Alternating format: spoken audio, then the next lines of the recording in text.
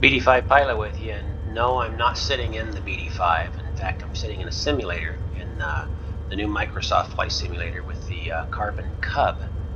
And the reason I'm doing this is to explain a few things to you about the planning I've been doing on my first flights with the BD5. And this particular aircraft in the new Microsoft Flight Simulator has the G3X. So it'll give a little bit of a feel. It's a bigger panel than what the BD5 has, so I don't have near the landscape here to fit things like I do in the BD5. But it's narrow, and it's going to give enough similar performance. Now, the runway I plan on using for my first flights is 3-1 left. It's 6,600 feet long. It gives me enough room for my first acceleration runs to accelerate up to rotation speed and then chop the throttle and let the aircraft lift off just a little bit, but then settle back down, get a feel for what it's going to feel like on the runway. And as it starts to get its wings, what do the ailerons feel like? What's the rudder authority? What's the elevator authority? I can get a feel for the aircraft that way. This is what Jim B actually recommended. And with a 6,600 foot strip, I can accelerate, lift off, let back down, have plenty of room for that. When it comes to my first flight, this is also a long enough runway that I can take off. I can build some altitude, and if things aren't looking right, I'm getting an overheat on the engine, I'm having something happen that makes me not feel comfortable, runway 20 or runway 2 are just not a full 180 to get back and land at. I can come back around and land at one of those. I'm going to take an acceleration run here in this aircraft. Granted, it's a tail dragger, it's a tractor, it's not exactly like the BD5. But as we climb out from Hillsboro, you'll see Hillsboro Tower, generic November 121 Whiskey at runway 31, left ready for takeoff IFR to rent. And of course I have the radio. Generic November 121 Whiskey taxi into position and hold. Radio is going to give me some other aircraft, but all those little circles you see out in front of the aircraft, Position and hold, generic 21 Whiskey. those are other airports. And so if I start climbing out of Hillsboro, as I get near the end of this runway, I'm probably going to be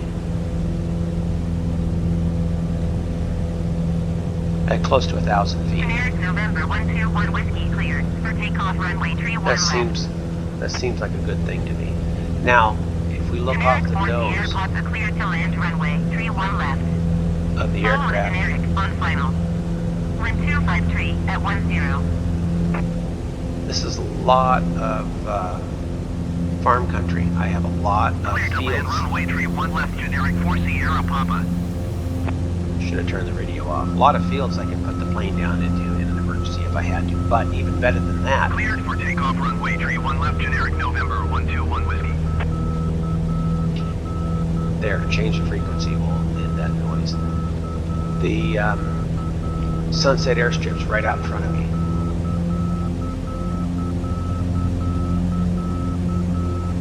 I've got all these other fields as I come out here to fly. Ollinger is right out there. So I have all these fields that in an emergency I can set that aircraft down in its first bit of flights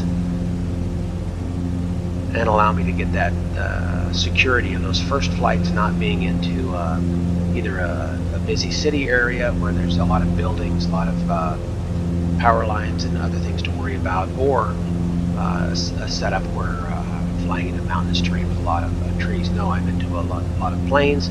I've been to a lot of airstrips that are close by. Some of them are grass strips, but you know, a grass strip is a lot better than putting a plane down into unknown terrain.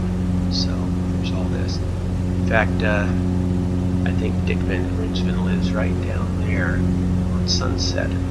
Strip's a grass field. It's over 3,500 feet long. Nice field there. But then right after that is the glider port. And of course that's Highway 26 that's out there. So I've got all these options for my first flight to make it hopefully very safe. North Plains is the next one. Of course this names it as we go along, and we'll see what they're called. But you know, I can be up to 3,000, 3,500 feet out here, able to do my flight testing, and if something does go wrong, I've got all these options to come back and land. And of course out here to the west is where all the training areas are as well. So people that are doing their training as well as even acrobatic work are flying out here. Let's go see what this one's called. Some of these have houses next to them. Skyport is right over there. Let's head back over towards this one.